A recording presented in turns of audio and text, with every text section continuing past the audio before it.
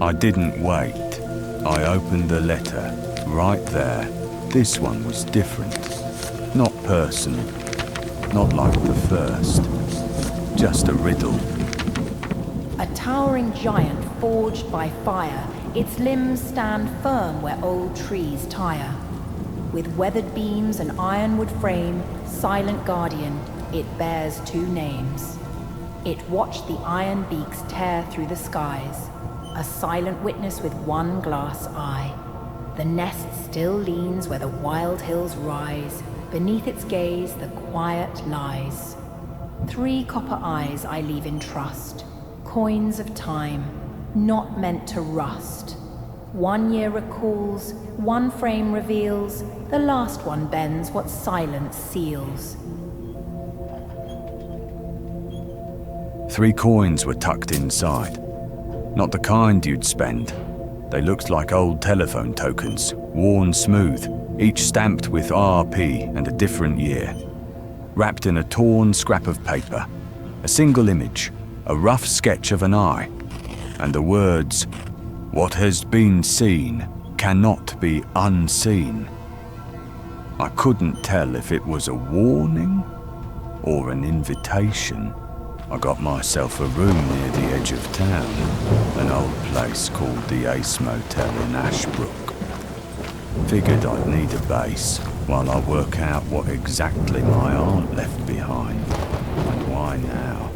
I laid the letter out on the desk, read it again and again. The language was cryptic, but deliberate. 3 copper eyes, a towering giant, the nest. I don't believe in riddles, but I do believe in patterns. Something's here, buried under layers of memory and rot. And I'm going to find it. These aren't regular currency. They remind me of tokens you'd use in an old amusement park or a payphone. Stamped with RP, same size, same weight, but different years.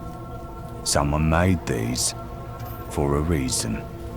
Tomorrow, I'll ask around to see if anyone local remembers them. Maybe I'll get some clues. Morning to you, sir. Morning. Hope you slept well. Haven't slept in a place this quiet in years. Glad to hear it. That's one of the perks out here. Let me know if there's anything I can help you with. Actually, yes. Have you ever seen one of these before? Well, haven't seen one of these in a long time. Used to be camp tokens. Back when Red Pines was still running, kids used them for all sorts of things. The summer fair, sled runs in winter, even the old tower. Tower? Yeah, way out past the tree line. They called it a bird watching post. The kids loved it. Kinda gave them the feeling they were higher than the trees. Almost like flying. Still standing. Far as I know. It's a bit of a hike, though. The place hasn't seen upkeep in decades. But it's there, leaning and creaking. The old bird watching post. Could that be the towering giant? Either way, it's worth a try. I went looking for the old bird watching post. I hadn't been out here until now. The path felt endless, a maze of trees and creaking steps leading up to nowhere. Quiet, overgrown, like the woods had tried to forget the place. But the tower was still there, waiting at the end of the path. Rusted, leaning, watching. The climb felt unstable. Each step groaned beneath me, brittle with age. At the top, the air turned sharp, clear. The forest stretched in every direction, a sea of stillness, like something holding its breath. The binocular mount stood ahead, weathered but unmoved, fixed on the hills as if it had never stopped watching. I stepped closer. I figured the coins, the copper eyes from the letter, were meant for this. Maybe the next clue wasn't hidden at all. Maybe it was just waiting to be seen. 1938. We just moved to Red Pines. My parents thought it'd be good for us with fresh air, quiet, and the pine trees. But even then, I could tell something was watching back. One night, a pale beam rose out of the woods. Silent. Still. It vanished in seconds, but it felt like a call I couldn't ignore. A few days later, I climbed the ridge to clear my head. That's when I saw some dark shapes moving through the trees. No lights, no plates, just black trucks rolling through the mist. I should have turned back, but curiosity pulled me downhill. I followed them.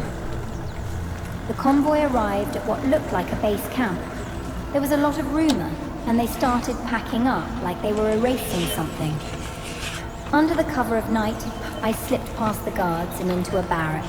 There, hidden beneath old crates, I found a small chest, locked tight, but not enough to stop me. Inside were wallpapers and strange diagrams, things I didn't understand but felt important. I couldn't keep them inside the base, so I took the chest and hid it deep in the woods. That was definitely my aunt. Young, curious, and clearly onto something. But it's strange. I don't remember anyone ever mentioning a military facility out here. As far back as I can recall, Red Pines was just that old summer camp. No soldiers, no convoys. I guess it's time to see what the next coin reveals. Maybe then I'll start getting some real answers. These symbols, again and again. Every time I get close, it slips away. I know there's more in that cave, I can feel it, but I still can't find the way in. It's not random, no. It's something obvious I've missed all these years, hiding in plain sight. Someone scrambled this on purpose, buried it in noise like a code designed to mislead. And this Echo protocol doesn't match any known designation, not officially. Experimental, maybe? A subdivision of military intelligence? One they don't want anyone remembering. This isn't just a base. It was never about weapons. No, this place, it listened. Or worse, it opened something. A doorway to something. I need to get this down before I lose the thread. Whatever this was, my aunt wasn't just curious. She was deep in something. Military symbols, strange terminology, a place no one talks about. No wonder people thought she was a little unhinged. But this doesn't feel like rambling. It feels like she was onto something. Something big. I think I found it. It wasn't where I expected. It was deeper, older, hidden beneath roots, like the earth itself wanted to keep it secret. The markings match, even the phrase. You'll know when it finds you. I think I finally do. I don't know what's waiting down there, but I can't turn back now. If someone finds this, Samuel, I hope it's you. If you're hearing this, then maybe you understand now, or you will. I trust you. I know it will be in good hands. Where the water forgets and the stone remembers, that's where the key lies. This was the final one. It felt different, heavier somehow. Each token carried a different weight, like they mirrored how secretive my aunt became with age. The last one was the quietest. No clear image, no real clue, just a line, a riddle. It's strange how someone I've never met, someone who died before I was even born, could feel this close. She knew my name. She knew I'd find the letter.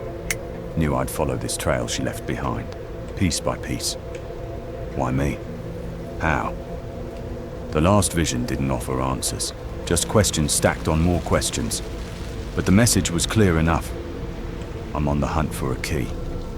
Not just a literal one, maybe. Something buried, forgotten. sealed. She found something. I'm sure of it now.